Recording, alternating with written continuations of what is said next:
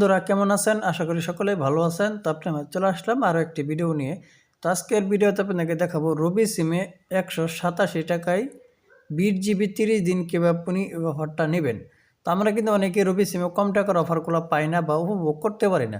তো আজকের এই ভিডিওতে তার পুরো প্রচেষ্টায় দেখিয়ে দেবো কীভাবে আপনি কম টাকার মধ্যে দারুণ ইন্টারনেট অফারগুলো নেবেন।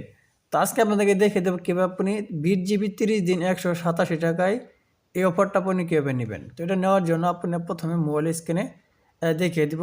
তো আপনি প্রথমে চলে যাবেন ডায়াল প্যাড অপশনে। তো আমি আমার ডায়াল প্যাড অপশনে চলে আসলাম। চলে আসার পর এখান থেকে আপনি ডায়াল করে দিবেন *4# চাইলে আপনি এটা স্ক্রিনশট দিয়ে রাখতে পারেন বা কোনো জায়গায় লিখেও রাখতে পারেন। *4# দিয়ে আপনি ডায়াল প্যাড অপশনে ক্লিক করে দিবেন। ক্লিক করার পর এখান থেকে আপনি রবি সিমটা সিলেক্ট করে নেবেন। তো আমি আমার রবি সিমটা সিলেক্ট করে নিলাম।